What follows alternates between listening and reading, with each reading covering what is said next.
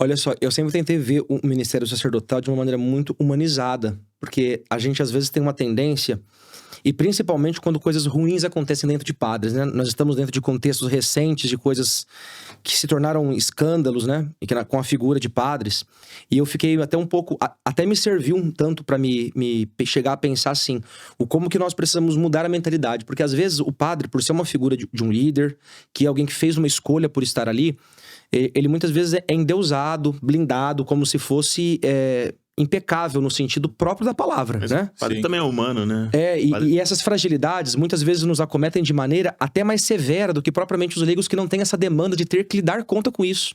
É quase como que aquela coisa que dissesse pra nós assim, olha, você tá colocado dentro de um contexto, você tem que procurar viver um propósito que nós todos assumimos com liberdade e parece que todos os olhos se giram em torno do propósito, não enquanto olhar para o ser humano que está por detrás do propósito.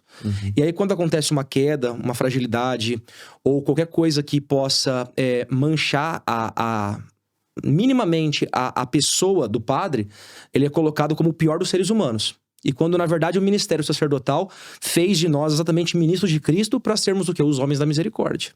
Então, eu acho que a primeira coisa que a gente precisa quebrar é a ideia de talvez ter o padre como um semideus. E no imaginário popular, muitas pessoas veem isso. Sim. É claro que por sermos os primeiros a acolhermos a palavra e por vivermos em função da palavra, o nosso propósito tem que ser muito maior do que de pessoas que não assumiram esses propósitos, né? Embora todo cristão batizado, e aí eu bato nessa tecla porque eu acho que é o mais relevante, todo cristão batizado assume propósitos em comum com o batismo, né? Uma vez batizados, nós somos todos discípulos de Jesus. Então, a palavra que serve para mim como sacerdote serve para qualquer pessoa que está disposta. Embora nós temos uma disciplina particular no que diz respeito, por exemplo, à vida do celibato, né? Nós não podemos casar, nós não podemos ter filhos, né? Nós temos que ter uma vida de disciplina religiosa, que em função do bem espiritual da igreja...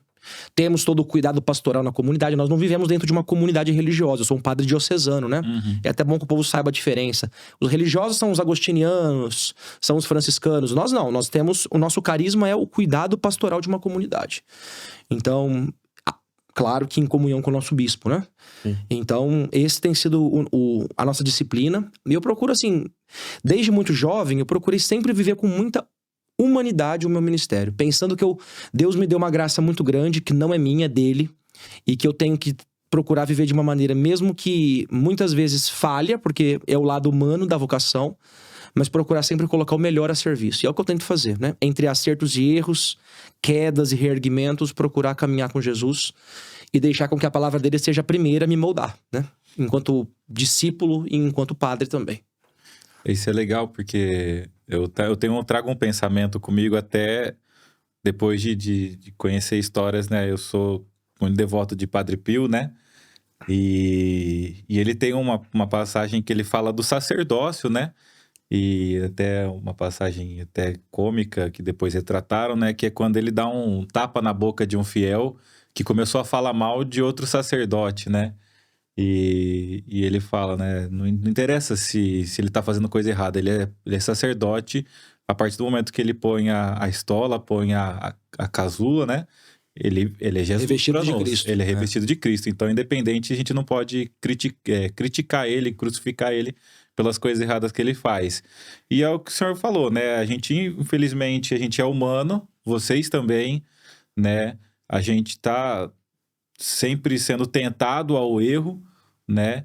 E não é por causa de acusações, de escândalos que acontecem que a gente vai tirar o mérito daquele sacerdote de que ele pode ser uma bênção para alguém, Sem né? dúvida. Na vida de alguém, independente do erro que ele possa ter cometido. Então, pelo menos é um pensamento que eu carrego comigo, né? Sem dúvida. Eu posso conhecer, posso olhar para aquele padre e saber que ele já fez uma porrada de coisa errada. Mas a partir do momento que ele tá ali no altar, ele é Cristo e eu tenho que aceitar aquilo, né? E se certamente ele se propôs a sair do erro e pra dizer assim, olha, assim... É porque a conversão, ela sempre é algo que vai todo o tempo da nossa vida ser uma proposta de vida pra nós. Conversão, eu gosto sempre de dizer, conversão não é um ato, é um processo.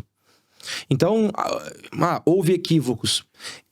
Exatamente por causa desse equívoco, ele talvez tenha condições de, a partir dali, ser uma pessoa muito melhor. Muito melhor. E antes do equívoco, quanto bem espiritual já não foi feito. Então, assim, a igreja sempre traz uma referência muito legal. Nós somos santos da parte de Deus e pecadores da parte humana. E a igreja sempre vai encontrar esse conflito. Embora nós procuramos fazer o máximo para diminuí-los, mas é o que persiste a nossa realidade. Então, eu acho que estar na igreja e consolidar nossa fé vai muito além de julgarmos. Porque o posicionamento do julgamento não é nosso. Toda vez que a gente entra para julgar, para querer expor alguém, nós estamos quase que dando um tiro no nosso pé, porque não é a nossa vocação como discípulos. É o que Jesus deixou pra gente, né? Exato. Quem nunca pecou, que atire a primeira pedra. Por que adianta a gente ficar apontando o dedo na cara dos outros, sendo que a gente não tá olhando nem pra nós mesmos, né?